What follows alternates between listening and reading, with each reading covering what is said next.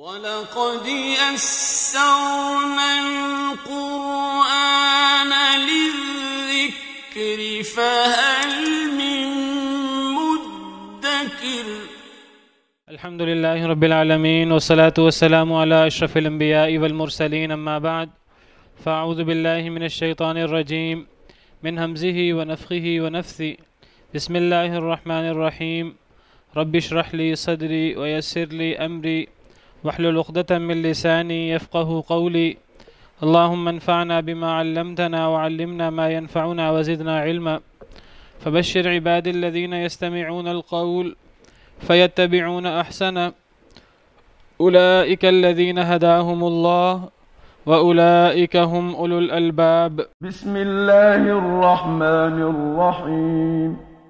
يا أيها النبي اتق الله ولا تطع الكافرين والمنافقين إن الله كان عليما حكيما.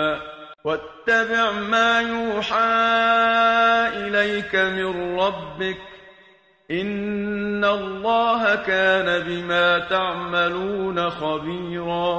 وتوكل على الله وكفى بالله وكيلا. سورة الاحزاب کی ابتدا کرتے ہیں. بسم اللہ الرحمن الرحیم.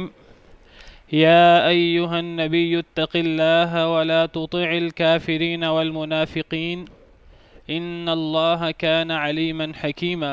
سورة الاحزاب، احزاب حزب کی جمع ہے جس کا مطلب گروہ یا جماعت. اس صورت کے اندر اللہ تعالیٰ نے جنگ احزاب، جنگ خندق کا ذکر کیا ہے، جس کے اندر بہت سارے لوگ، بہت سارے گروہ، تقریباً تمام عرب ہی اٹھ کر مسلمانوں کے مقابلے کے لیے آیا تھا.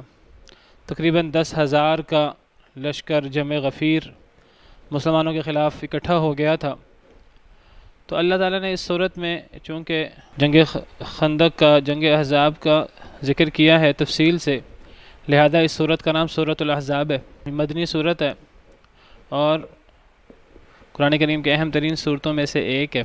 اس صورت کی کل 73 آیتیں ہیں. یہ آپ کے سامنے میں نے سورہ احزاب کھولی ہے، سورۃ الاحزاب. اس سورۃ الاحزاب کی 73 آیتیں ہیں، 73. تقریباً یہ آدھے پارے کی سورت ہے. 21ویں پارے کا آخری پاؤ اور 22ویں پارے کا پہلا پاؤ، تو اس میں یہ صورت مکمل ہو جاتی ہے. تقریباً آدھے پارے کی صورت ہے اور اس میں 73 آیات ہیں. مسند احمد کی روایت ہے کہ سیدنا ابی بن کعب رضی اللہ عنہ وارضاہ، حضرت ابی بن کعب جو ہیں یہ قرآن کریم کے بڑے قراء علماء میں سے ہیں، جو قرآن کریم کے بہت بڑے ماہر تھے، جن کو اقرأ الصحابہ کہا جاتا ہے، صحابہ کرام کے سب سے بڑے قاری. حضرت ابی بن کعب نے زر بن حبیش، تابعی ہیں، ایک ہوتا صحابی، ایک ہوتا تابعی اور ایک ہوتا مخضرم. مخضرم میم خا ضاد را میم. مخضرم کسے کہتے ہیں آپ میں سے کسی کو پتہ ہے؟ مخضرم تابعی تو وہ ہے جس نے صحابی کو دیکھا ہو، اور صحابی وہ جس نے نبی کریم صلی اللہ علیہ وسلم کو دیکھا ہو. مخضرم کسے کہتے ہیں؟ مخضرم کہتے ہیں وہ شخص جو نبی کریم صلی اللہ علیہ وسلم کے دور میں موجود تھے اور مسلمان تھے، لیکن وہ نبی کریم صلی اللہ علیہ وسلم کو دیکھ نہیں سکے. جو آپ کے دور میں موجود تھے اور مسلمان بھی تھے، لیکن ان کو آپ کو دیکھنے کی سعادت نہیں مل سکی کسی وجہ سے، جس طرح کہ اویس کرنی بہت مشہور ہیں رحمہ اللہ. تو یہ نبی کریم صلی اللہ علیہ وسلم کے دور میں موجود تھے، مومن تھے، لیکن اپنی ماں کی خدمت کی وجہ سے، ماں کی بیماری کی وجہ سے یہ آپ کی خدمت میں حاضر نہیں ہو سکے. اس طرح اور بھی کئی ایسے لوگ تھے. ان لوگوں میں سے ایک شخص ہے، ان کا نام ہے زر بن حبیش. کیا نام ہے ان کا؟ زر بن حبیش. زر بن حبیش سے حضرت ابی بن کعب فرماتے ہیں، میں چاہ رہا تھا آپ کے سامنے حدیث کھول دوں، چلیں وہ حدیث کھل نہیں رہی، یہاں سے کھول لیتے ہیں. جی، حضرت ابی بن کعب نے زر بن حبیش سے کہا. زر بن حبیش ایک مخضرم ہے، یہ بھی نبی کریم صلی اللہ علیہ وسلم کے دور میں موجود تھے، لیکن اور ایمان والے تھے لیکن آپ کو دیکھ نہیں سکے، زر بن حبیش حضرت عبداللہ بن مسعود کے خاص شاگردوں میں سے ہیں۔ یہ فرماتے ہیں مجھے ابی بن کعب نے کہا کہ اے زر، تم سورہ احزاب کی کتنی آیتیں پڑھتے ہو، کتنی آیتیں تم شمار کرتے ہو؟ زر بن حبیش کہتے ہیں میں نے کہا کہ 73 آیتیں۔ تو حضرت ابی بن کعب نے کہا قد تو کبھی نہیں، لقد رأیتها وإنها لتعادل سورة البقرہ، میں نے اس صورت کو دیکھا تھا اور یہ صورت سورہ بقرہ کے قریب تھی۔ سورہ احزاب جو ہے یہ سورہ بقرہ کے قریب تھی، تقریباً 2.5 پارے 2.25 پارے کے برابر تھی۔ وَلَقَدْ قَرَأْنَا فِيهَا، اور ہم نے اس صورت میں پڑھا تھا الشیخ والشیخۃ اذا زنیا فرجموہما البتۃ نکالا من اللہ واللہ علیم حکیم۔ اس میں یہ آیت بھی تھی کہ اگر شادی شدہ مرد یا عورت زنا کریں تو ان کو رجم کر دو لازمی طور پر، یہ اللہ کی طرف سے سزا ہے اور اللہ تعالیٰ جاننے والے ہیں، حکمت والے ہیں۔ تو یہ حدیث مبارکہ صحیح ہے، سنن نسائی میں بھی موجود ہے، مسند احمد میں بھی موجود ہے۔ تو اس سے پتہ لگتا ہے کہ قرآن کریم میں نسخ ہوا ہے، اور تھوڑا نہیں ہوا، زیادہ ہوا ہے۔ بعض لوگ جو ہیں وہ نسخ کا انکار کرتے ہیں، حالانکہ قرآن کریم کی آیات سے ہی نسخ ثابت ہے اور احادیث مبارکہ سے بھی نسخ ثابت ہوتا ہے، اور نسخ جو ہے یہ بالکل ایک منطقی اور ایک عقلی چیز ہے، اور اس کا انکار جو ہے کوئی ذی عقل شخص جو ہے وہ کر نہیں سکتا۔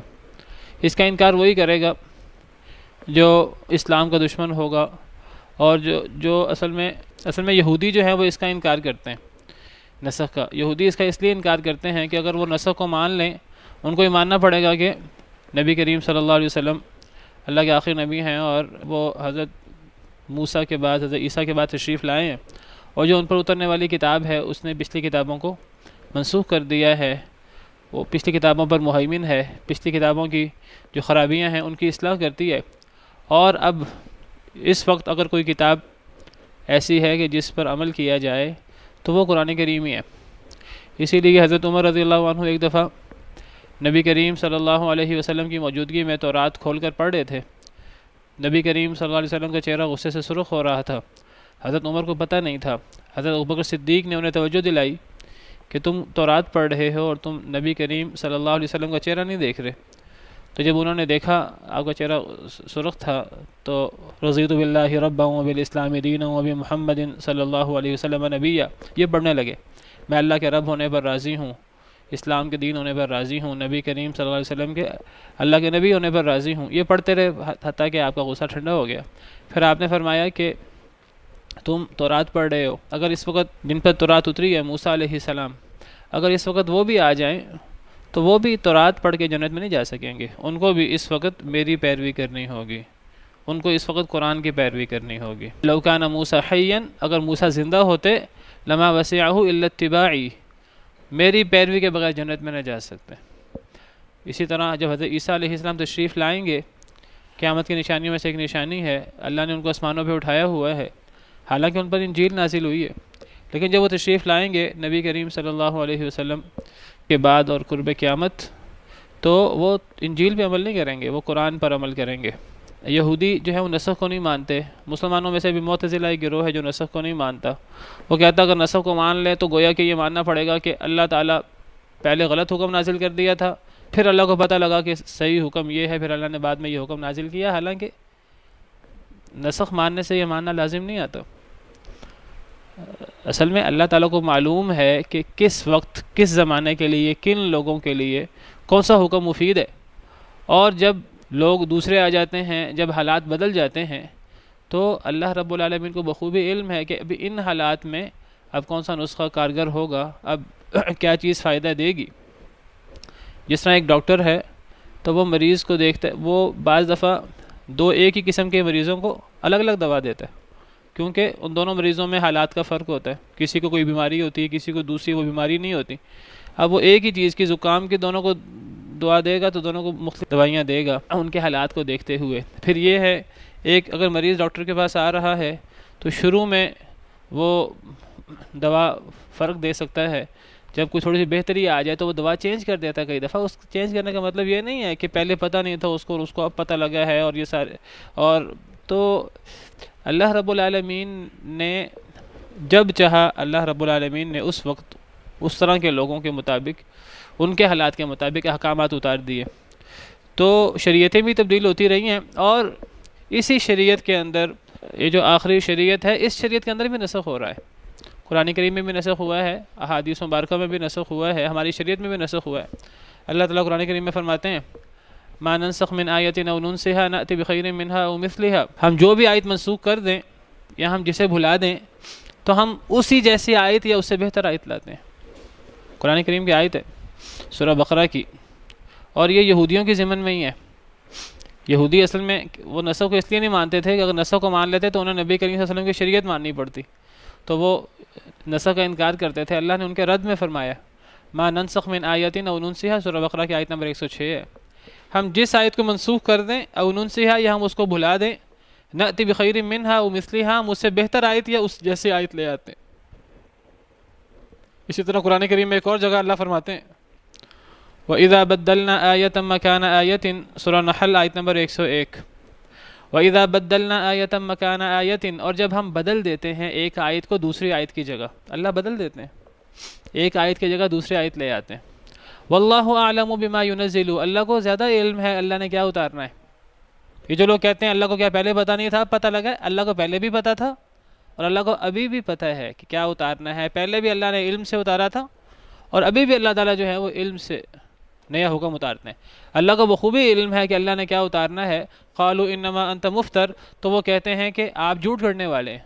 مشرکین منافقین جو ہیں وہ کہتے ہیں کہ جی پہلے حکم یہ تھا اب یہ حکم اتر گیا ہے، وہ الزام لگاتے ہیں. بل اکثرهم لا يعلمون، اللہ فرماتے ہیں ان میں سے اکثر جانتے نہیں ہیں. نسخ بالکل برحق ہے، چلا آ رہا ہے. پرانی شریعتوں میں بھی، اس شریعت میں بھی نسخ موجود ہے. نبی کریم صلی اللہ علیہ وسلم نے ایک موقع پر جب غربا زیادہ تھے، آپ نے عید کے موقع پر، بڑی عید کے موقع پر گوشت کو محفوظ کرنے سے منع کر دیا. پھر کچھ سالوں کے بعد جب تھوڑی سی فراخی ہوئی، فتوحات ہوئیں، آپ نے اجازت دے دی اور آپ نے فرمایا کہ اے لوگوں، میں نے تمہیں گوشت ذخیرہ کرنے سے منع کیا تھا وہ غریبوں کی وجہ سے، اب تم گوشت ذخیرہ کر سکتے ہو، 3 دن سے زیادہ گوشت ذخیرہ کر سکتے ہو. شروع میں جب نئے مسلمان ہو رہے تھے لوگ، جاہلیت سے اسلام میں آ رہے تھے، جاہلیت کے اندر قبریں، بت، یہ شرک وغیرہ کی صورتیں موجود تھیں، بزرگوں کے ساتھ معاملات. تو اللہ تعالیٰ نے شروع میں اصلاح کے لیے قبروں کی زیارت سے منع کر دیا تھا، پھر بعد میں اجازت دے دی. اجازت کیوں دی؟ کیونکہ قبروں کی زیارت کا ایک تو خرافات ہوتی ہیں قبروں کے اندر، اور ایک اس کی زیارت کا بڑا فائدہ بھی ہے کہ انسان کو موت، آخرت یاد آتی. تو نبی کریم صلی اللہ علیہ وسلم نے ارشاد فرمایا کنت نہیتکم عن زیارت القبور، میں نے تمہیں قبروں کی زیارت سے منع کیا تھا، فزوروها، اب اس کی زیارت کر لیا کرو، فإنها تذکر الآخرہ، آخرت یاد دلاتی ہے. تو بہرحال یہ سارے دلائل ہیں جس سے پتہ لگتا ہے کہ پرانی شریعتوں میں بھی نسخ موجود رہا ہے اور ہماری شریعت میں بھی نسخ موجود رہا ہے. ایک اور آیت کریمہ میں اللہ تعالیٰ فرماتے ہیں، سورہ رعد آیت نمبر 39 ہے، یمحو اللہ ما یشاء ویثبت، اللہ جو چاہتے ہیں مٹا دیتے ہیں، جو چاہتے ہیں باقی رکھتے ہیں. یہ بھی نسخ کی دلیل ہے یہ آیت کریمہ. وَعِندَهُ ام الکتاب، اللہ کے پاس کتابوں کی ماں ہے، ام الکتاب جس میں ہر چیز موجود ہے. جو منسوخ آیتیں ہیں وہ بھی موجود ہیں اور جو منسوخ نہیں ہیں، جو ہمارے قرآن میں موجود ہیں وہ بھی ہیں. قرآن کریم کے ایک آیت میں عدت بیان ہوئی ہے، عورتوں کی 1 سال کی عدت بیان ہوئی ہے، اور اس سے ہی 3-4 آیتوں کے پہلے ایک اور آیت ہے جس میں 4 مہینے 10 دن کی عدت بیان ہوئی ہے. دونوں آیتیں قرآن کریم میں موجود ہیں. تو جو دوسری آیت ہے اس کا حکم منسوخ ہے، تلاوت باقی ہے اس کی. تو نسخ کی مختلف صورتیں ہو سکتی ہیں. نسخ کی ایک صورت یہ بھی قرآن کریم میں، ایک صورت یہ ہو سکتی ہے کہ جو آیت منسوخ ہوئی ہے تو اس کا حکم منسوخ ہوا ہو، اس آیت کے الفاظ باقی ہوں. جس طرح میں نے ابھی آپ کو مثال دی، یہ جو اگر جس عورت کا شوہر فوت ہو جائے تو اس کی عدت، اس کے بارے میں ایک حکم قرآن کریم میں 1 سال کا بھی ہے اور ایک حکم قرآن کریم میں 4 ماہ 10 دن کا ہے. تو جو 1 سال والا حکم ہے وہ منسوخ ہو گیا، حالانکہ وہ آیت موجود ہے قرآن کریم میں. تو بعض دفعہ آیت موجود ہوتی ہے، حکم منسوخ ہو جاتا ہے. بعض دفعہ الفاظ منسوخ ہو جاتے ہیں، حکم باقی ہوتا ہے. اس کی دلیل یہ حدیث ہے جو میں نے ابھی آپ کے سامنے پیش کی ہے. یہ جو رجم کا حکم ہے، رجم کے حکم کی آیت موجود تھی قرآن میں، الشیخ والشیخۃ اذا زنیا، شادی شدہ مرد اور عورت جب وہ زنا کریں تو ان کو رجم کر دو. تو یہ آیت قرآن کریم میں سورہ احزاب میں موجود تھی. فرجموہما البتۃ نکالا من اللہ واللہ علیم حکیم. لیکن یہ آیت کے الفاظ منسوخ ہو گئے، یہ حکم باقی ہے ابھی تک. اور یہی بات حضرت عمر نے فرمائی تھی اپنے دور خلافت میں. انہوں نے فرمایا تھا کوئی شخص آج یہ نہ سمجھے کہ یہ وہ آیت کے الفاظ منسوخ ہو گئے تو حکم بھی منسوخ ہو گیا. یہ رجم برحق ہے، نبی کریم صلی اللہ علیہ وسلم کے دور میں تھا، یہ آیت موجود تھی، ہم پڑھا کرتے تھے. اب یہ آیت اگر منسوخ ہو گئی ہے اس کے الفاظ تو اس کا حکم باقی ہے. نبی صلی اللہ علیہ وسلم نے بھی رجم کیا، ہم نے بھی رجم کیا، اور رجم تو اس طرح کی حدیث حضرت عمر کی معروف ہے اور موجود ہے، اور قیامت تک رجم کا حکم باقی ہے شادی شدہ مرد عورت کے لیے. تو سورہ احزاب کی بہت ساری آیات تھیں، زیادہ آیات تھیں. تقریباً آپ سمجھیے کہ جو موجودہ سورہ احزاب ہے اس سے ڈبل تھی یہ، لیکن اس کی بہت ساری آیتیں منسوخ ہو گئیں تو باقی یہ 73 آیتیں رہ گئیں. میں نے چاہا کہ سورہ احزاب شروع کر رہے ہیں تو چلے نسخ کا ایک موٹا تصور آپ کے سامنے آ جائے. تو میں ذکر کرتا تھا نسخ کی 3 صورتیں ہیں قرآن کریم میں. ایک صورت یہ ہے کہ الفاظ باقی ہوں، حکم منسوخ ہو جائے، جس طرح وہ جس عورت کا شوہر فوت ہو جائے اس کی عدت کی بات ہے. دوسری صورت یہ ہے کہ الفاظ منسوخ ہو جائیں اور حکم باقی رہے، جیسے رجم کے میں نے آپ کو مثال دی. اور تیسری صورت یہ ہے کہ الفاظ بھی منسوخ ہو جائیں، قرآن کریم کی آیت بھی منسوخ ہو جائے اور اس کا حکم بھی منسوخ ہو جائے. قرآن کریم میں یہ حکم موجود تھا. احادیث مبارکہ سے پتہ لگتا ہے کہ اگر بچہ 10 دفعہ ماں کا دودھ پیے، جس عورت کا دودھ پیے تو 10 دفعہ دودھ پینے سے رضاعت قائم ہو جائے گی. بچے اور ماں کے درمیان رضاعت کا تعلق قائم ہو جائے گا، وہ دودھ کی ماں بن جائے گی. یہ قرآن کریم میں آیت موجود تھی، 10 دفعہ دودھ پینے سے رضاعت ثابت ہوتی ہے. پھر یہ حکم منسوخ ہو گیا 5 دفعہ رضاعت کے ساتھ. پھر یہ قرآن کریم میں آیت نازل ہوئی کہ 5 دفعہ دودھ پینے سے رضاعت قائم ہوتی ہے. پھر یہ بھی منسوخ ہو گیا حکم. اب وہ جو 10 دفعہ دودھ پینے کا حکم تھا قرآن کریم میں، وہ آیت بھی منسوخ ہو گئی اور اس کا حکم بھی منسوخ ہو گیا. اس کی جگہ پر آیت آئی 5 دفعہ رضاعت، 5 دفعہ دودھ پینے سے رضاعت قائم ہوگی. پھر وہ آیت منسوخ ہو گئی 5 دفعہ والی، اس کا حکم باقی ہے آج تک. حضرت عائشہ کی حدیث ہے. تو یہ نسخ کی 3 صورتیں جو ہیں یہ قرآن کریم میں موجود ہیں. تو اس کی ایک مثال اور ایک صورت یہ ہے کہ سورہ احزاب کی بہت ساری آیات تھیں منسوخ ہو کر باقی یہ 73 کے قریب آیات باقی رہ گئی ہیں، وہ پڑھی نہیں جاتی. اب 73 آیات جو موجود ہیں یہی پڑھی جاتی ہیں. یا ایھا النبی اتق اللہ ولا تطع الکافرین والمنافقین. اے نبی صلی اللہ علیہ وسلم، اتق اللہ، اللہ سے ڈر جائیے، اللہ کا تقوی اختیار کیجیے. ولا تطع الکافرین والمنافقین، اور نہ اطاعت کیجیے کافروں کی اور نہ منافقین کی، کافروں اور منافقین کی اطاعت نہ کیجیے. نبی کریم صلی اللہ علیہ وسلم کو مخاطب کیا گیا ہے اور بڑی عزت کے ساتھ، محبت کے ساتھ جو ہے وہ مخاطب کیا گیا آپ کو، لقب کے ساتھ، نبی کے ساتھ. اے نبی اتق اللہ، اللہ سے ڈر جائیے. تقوی، اللہ کا ڈر، اس کا مطلب یہ ہے کہ انسان زندگی گزارتے وقت ہر حال میں اللہ رب العالمین کے بارے میں یہ ایمان رکھے، یہ عقیدہ رکھے کہ اللہ مجھے دیکھ رہے ہیں، اللہ میری باتیں سن رہے ہیں، اللہ میری حالت سے باخبر ہے. اور جب انسان یہ سمجھے کہ اللہ رب العالمین جو ہیں وہ ہر وقت مجھے دیکھ رہے ہیں اور میرے اعمال سے باخبر ہیں، تو اس کی وجہ سے انسان اللہ کی نافرمانی نہ کرے. اس کو تقوی کہتے ہیں، اللہ سے ڈرتے رہنا اور ہر وقت ذہن میں یہ رکھنا اللہ مجھے دیکھ رہے ہیں. ایک انسان نیکی کرے اللہ کو راضی کرنے کے لیے اور یہ یقین رکھتے ہوئے اللہ مجھے دیکھ رہے ہیں. ایک انسان کوئی ایسا آزمائش آئے کہ اب انسان نیکی کرتا ہے، گناہ کرتا ہے، انسان اس وقت اس ڈر سے گناہ چھوڑ دے اللہ مجھے دیکھ رہے ہیں. جیسے ایک عورت تھی، ایک لڑکی تھی، اس کو اس کی ماں نے کہا کہ دودھ میں پانی ملا دو، تو لڑکی کہنے لگی کہ دودھ میں پانی ملانا ناجائز ہے. تو اللہ نے بھی منع کیا ہے اور ہمیں خلیفہ نے بھی روکا، حضرت عمر نے رضی اللہ عنہ نے. ماں کہنے لگی کہ کون سا حضرت عمر دیکھ رہے ہیں؟ تو بیٹے کہنے لگے اللہ تو دیکھ رہا ہے. حضرت عمر رضی اللہ عنہ موجود تھے، وہ گشت کر رہے تھے، انہوں نے یہ واقعہ سنا اور پھر روایات میں آتا کہ حضرت عمر نے اس لڑکی سے اپنے بیٹے کی شادی کرا دی بعد میں. اور پھر یہ بابرکت رشتہ تھا جس سے بعد میں حضرت عمر بن عبدالعزیز اسی سے پیدا ہوئے ہیں، اسی رشتے سے.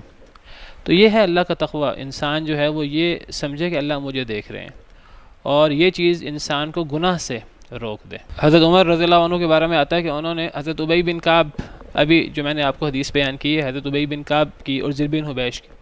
ابی بن کعب کے بارے میں نے عرض کیا کہ یہ صحابہ کرام میں سے سب سے بڑے قاری تھے اور قرآن کریم کی تفسیر کے بہت بڑے ماہر تھے. تو حضرت ابی بن کعب سے حضرت عمر نے پوچھا کہ اے ابی، تقوی کسے کہتے ہیں؟ تو حضرت ابی بن کعب کہنے لگے کہ آپ کبھی جنگل میں گئے ہیں تو جنگل میں کانٹے ہوتے ہیں، جھاڑیاں ہوتی ہیں، تو آپ کیا کرتے ہیں؟ حضرت عمر نے کہا کہ کپڑے بچا بچا کر پھونک پھونک کے قدم رکھتے ہیں۔ تو فرمایا اسی کا نام تقوی ہے۔ انسان کوئی کام کرنے لگے، اچھا کام برا کام، کوئی کام انسان کرنے لگے تو انسان پھونک پھونک کے قدم رکھے کہ کہیں یہ کام میرے اللہ کو ناراض تو نہیں کر دے گا، اللہ مجھے دیکھ رہے ہیں، اللہ میرے اعمال سے باخبر ہے، تو اللہ تعالیٰ جو ہے مجھ سے ناراض تو نہیں ہو جائیں گے۔ انسان کے دل میں ہر وقت اللہ کا ڈر ہو۔ طلق بن حبیب مشہور امام ہیں، بہت بڑے عالم ہیں، وہ فرماتے ہیں التقوی ان تعمل بطاعت اللہ علی نور من اللہ ترجو ثواب اللہ۔ تقوی کسے کہتے ہیں؟ وہ فرماتے ہیں تقوی یہ ہے کہ تم ایسا عمل کرو جو اللہ کی اطاعت میں ہو، اچھا عمل کرو، نیک عمل کرو، علی نور من اللہ، اللہ کی طرف سے نور کی وجہ سے، اللہ کی طرف سے تمہیں رہنمائی ملے، تمہارے اندر نور آئے اور اس نور کی بدولت تم نیک کام کرو، ترجو ثواب اللہ، اللہ کے ثواب کی امید رکھتے ہوئے، وَأَن تَتْرُكَ مَعْصِيَةَ اللَّهِ، اور تم چھوڑ دو اللہ کے نافرمانی کو، عَلَى نُورٍ مِّنَ اللَّهِ، اللہ کے نور کی وجہ سے، مخافۃ عذاب اللہ، اللہ کے عذاب سے ڈرتے ہوئے، یعنی اللہ کی طرف سے ہدایت ملنے پر تم نیک کام کرو، تمہیں اللہ کے ثواب کی امید ہو، اور تم اللہ کے نافرمانی چھوڑ دو اللہ کی ہدایت کی وجہ سے، اللہ کی توفیق کی وجہ سے۔ کیوں تم نافرمانی چھوڑو؟ اللہ کے عذاب سے ڈرتے ہوئے۔ اس کا نام تقوی ہے۔ گویا کہ انسان ہر وقت اللہ رب العالمین کا خوف اپنے ذہن میں رکھے۔ وَلَا تُطِعِ الْكَافِرِينَ وَالْمُنَافِقِينَ، اور کافروں اور منافقین کی اطاعت نہ کریں۔ کافروں اور منافقین کی اطاعت جو ہے، دنیا میں ہم دیکھتے ہیں کہ دنیا میں بعض دفعہ کافروں اور منافقوں کے پاس ہمیں دنیاوی وسائل، دنیاوی اسباب زیادہ نظر آتے ہیں، اختیارات نظر آتے ہیں، تو بعض دفعہ انسان سوچتا ہے کہ میں اگر ان کی بات مانوں گا تو مجھے بھی کوئی دنیاوی مفادات حاصل ہو جائیں گے، تو اللہ تعالیٰ نے منع کر دیا۔ اللہ نے فرمایا کہ کافروں کی اطاعت اور منافقین کی اطاعت نہ کریں کہ ان کی وجہ سے آپ کو کوئی دنیاوی مفادات حاصل ہوں گے۔ کافر و منافق کبھی آپ سے خوش نہیں ہو سکتے۔ وَلَن تَرْضَىٰ عَنْكَ الْيَهُودُ وَلَا النَّصَارَىٰ حَتَّىٰ تَتَّبِعَ مِلَّتَهُمْ، یہود اور نصارہ کبھی آپ سے راضی نہیں ہو سکتے، صرف ایک صورت میں راضی ہو سکتے ہیں، آپ ان کی ملت کو قبول کر لیں، آپ ان کے دین کو قبول کر لیں، آپ یہودی عیسائی بن جائیں تو اس صورت میں وہ آپ سے خوش ہو سکتے ہیں، ورنہ وہ کبھی آپ سے راضی نہیں ہو سکتے، آپ جتنا مرضی ان کی اطاعت کر لیں۔ علماء کرام کا کہنا یہ ہے کہ یہاں نبی کریم صلی اللہ علیہ وسلم کو خطاب ہے، تو دراصل یہ اعلیٰ سے ادنا کو خطاب ہے۔ خطاب نبی کریم صلی اللہ علیہ وسلم کو ہے، مراد آپ کی امت ہے، کیونکہ نبی کریم صلی اللہ علیہ وسلم تو اللہ کے تقوی کے منافی کوئی کام نہیں کرتے تھے، اور نبی کریم صلی اللہ علیہ وسلم تو کافروں اور منافقوں کی اطاعت نہیں کرتے تھے، تو خطاب نبی کریم صلی اللہ علیہ وسلم کو ہے، مراد آپ کی امت ہے۔ جب مراد امت ہے تو خطاب نبی کو کیوں کیا گیا؟ اس کام کی اہمیت بتانے کے لیے۔ یہ کام اتنا اہم ہے کہ اللہ نے اس کا حکم امت کی بجائے نبی کو دیا ہے، اور جو حکم نبی کا ہوتا ہے وہ آٹومیٹک امت کے لیے ہوتا ہے۔ تو یہ اعلیٰ سے ادنا کو خطاب ہے، خطاب نبی کریم صلی اللہ علیہ وسلم کو ہے، مراد ان کی امت ہے، اور خطاب آپ کو کیوں ہوا؟ اس کام کی اہمیت کی وجہ سے۔ تقوی کتنا اہم کام ہے، اور کافروں اور منافقوں کی مشابہت سے اور ان جیسے کاموں سے اور ان کی اطاعت سے بچنا جو ہے وہ کتنا ضروری کام ہے۔ ان اللہ کان علیما حکیما، بے شک اللہ تعالیٰ بہت جاننے والے، بہت حکمت والے ہیں۔ اللہ کو بخوبی علم ہے کہ کون اللہ سے ڈر رہا ہے، اور کون اللہ سے ڈر کر جو ہے وہ نیک کام کرتا ہے، اور کون اللہ سے ڈر کر گناہ سے بچتا ہے، اور کون جو ہے کافروں اور منافقوں کی اطاعت کر رہا ہے۔ اللہ کو بخوبی علم ہے۔ حکیمہ، اللہ بہت حکمت والے ہیں۔ اللہ نے جو فیصلے فرمائے ہیں، جو احکامات دیے ہیں، وہ سارے کے سارے احکامات ایسے ہی نہیں دے دیے، سارے کے سارے احکامات بہت حکمت پر مبنی ہیں اور بہت فائدہ مند احکامات ہیں۔ وَاتَّبِعْ مَا يُوحَىٰ إِلَيْكَ مِن رَبِّكَ، اور پیروی کیجئے اس کی جو وحی کی جاتی ہے آپ کی طرف، آپ کے رب کی طرف سے، جو آپ پر آپ کے رب کی طرف سے وحی کی جاتی ہے اس کی پیروی کریں۔ نبی کریم صلی اللہ علیہ وسلم کو خطاب ہے، آپ کی امت مراد ہے، آپ کو خطاب ہے، آپ بھی مراد ہو سکتے ہیں، آپ کی امت بھی مراد ہو سکتی ہے، یعنی آپ نے صرف اس کی پیروی کرنی ہے جو آپ کو وحی کی جاتی ہے۔ اس سے پتہ لگتا ہے کہ نبی کریم صلی اللہ علیہ وسلم اور آپ کے تابع آپ کی پوری امت جو ہے یہ مکلف ہے تو اللہ کی وحی کی، جو کچھ نبی کریم صلی اللہ علیہ وسلم پر وحی ہوا اللہ کی طرف سے، ہم صرف اس کے مکلف ہیں، ہم اس کے علاوہ کسی اور شے کے مکلف نہیں ہیں، ہم صرف وحی کے مکلف ہیں۔ ایک اور آیت میں فرمایا اتبعوا ما انزل الیکم من ربکم ولا تتبعوا من دونه اولیاء، جو کچھ تم پر تمہارے رب کی طرف سے نازل ہوا اس کی پیروی کرو اور اس کو چھوڑ کر اولیاء کی پیروی نہ کرو۔ اس سے پتہ لگا کہ انسان صرف اور صرف وحی کا پابند ہے، ما انزل اللہ، جو اللہ کی طرف سے نازل ہوا اس کا پابند ہے۔ اس کے علاوہ اگر کسی اور شے کی انسان پابندی اختیار کرے گا، کسی اور شے کو شریعت سمجھ کے، اہم سمجھ کے مانے گا، دین کا حصہ سمجھ کر، تو گویا کہ وہ اس کو اللہ کے علاوہ ولی بنا رہا ہے، وہ اس کو اللہ کے علاوہ معبود بنا رہا ہے، اللہ کے علاوہ وہ اس کو شریک بنا رہا ہے اللہ کا۔ سورہ اعراف کی آیت ہے، تبعوا ما انزل الیکم من ربکم، سورہ اعراف آیت نمبر 3، پیروی کرو جو نازل کیا گیا تمہاری طرف تمہارے رب کی طرف سے، ولا تتبعوا من دونه اولیاء، اور اللہ کو چھوڑ کر اولیاء کی پیروی نہ کرو۔ پتہ لگا اللہ کے علاوہ جس کی اطاعت، جس کی پیروی کو ضروری سمجھا جائے، دین کا حصہ سمجھا جائے، تو وہ اللہ کے علاوہ ولی بن جاتا ہے، اللہ کا شریک بن جاتا ہے۔ تو صرف ما انزل اللہ کی پیروی کرنی ہے، صرف وحی کی پیروی کرنی ہے، اور یہ اتنا اہم حکم ہے کہ اللہ نے یہ حکم نبی کو بھی دیا ہے۔ نبی بھی وحی کے پابند تھے۔ وحی کیا چیز ہے؟ وحی قرآن اور سنت دونوں کا نام ہے۔ قرآن کو وحی جلی یا وحی مطلوب کہا جاتا ہے، اور سنت کو وحی خفی یا وحی غیر مطلوب کہا جاتا ہے۔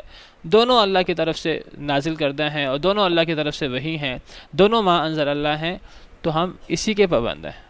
اسی لیے نبی کریم صلی اللہ علیہ وسلم نے فرمایا تھا، ترکت فیکم امرین لن تضلوا ما ان تمسکتم بہما کتاب اللہ و سنتی، میں تم میں دو چیزیں چھوڑ کر جا رہا ہوں، اگر تم ان کو مضبوطی سے پکڑ لو گے کبھی گمراہ نہیں ہوگے، اللہ کی کتاب اور میری سنت۔ یہ دو چیزیں وحی ہیں، یہ دو چیزیں ما انزل اللہ ہیں، ہم انہی کے پابند ہیں۔ اس کے علاوہ کسی کی بات، چاہے وہ کوئی بڑے سے بڑا کیوں نہ ہو، چاہے وہ کوئی صحابی، حضرت ابوبکر صدیق، حضرت عمر فاروق، خلفائے راشدین، تابعین، ائمہ کرام، کوئی بڑا حکمران، عالم، بڑے سے بڑا عالم کیوں نہ ہو، اس کی ذاتی بات وہی نہیں ہو سکتی، اس کی ذاتی بات ما انزل اللہ نہیں ہے، ہم اس کے پابند نہیں ہیں۔ ہاں اگر کسی کی بات کتاب و سنت کے مطابق ہے تو ہم اس لیے اس کی بات کو مانیں گے کہ وہ کتاب و سنت کی بات کر رہا ہے۔ کسی کی ذاتی بات جو ہے وہ نہ وحی ہے، نہ وہ ما انزل اللہ ہے، نہ وہ حجت ہے۔ صرف ہم وحی کے پابند ہیں، اور وحی جس کی طرف ہماری رہنمائی کرتی ہے، امت کا اتفاق حجت ہے، اجماع حجت ہے، قرآن و سنت سے پتہ لگتا ہے، تو ہم اس کے بھی پابند ہیں۔ اور دیگر چیزیں جن کی طرف کتاب و سنت ہماری رہنمائی کرتی ہے، ہم اس کے بھی پابند ہیں۔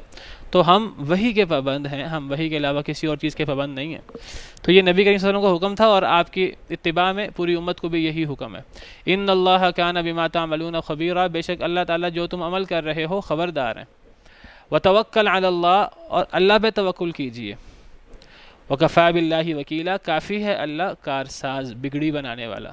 صرف ایک اللہ پر توکل، ایک اللہ پر بھروسہ کرنا چاہیے، اللہ کے علاوہ کسی اور سے کوئی حاجت، کوئی مدد، کوئی دعا مانگنے کی ضرورت نہیں ہے۔ صرف ایک اللہ کو پکارا جا سکتا ہے، ایک اللہ سے مدد مانگی جا سکتی ہے، ایک اللہ پر بھروسہ ہو سکتا ہے، اور اللہ اکیلا بھروسہ کے لیے کافی ہے، اللہ کے علاوہ کسی اور کی ضرورت بھی نہیں ہے۔ اللہ کارساز، بگڑی بنانے والا کافی ہے۔ وآخر دعوانا الحمدللہ رب العالمین۔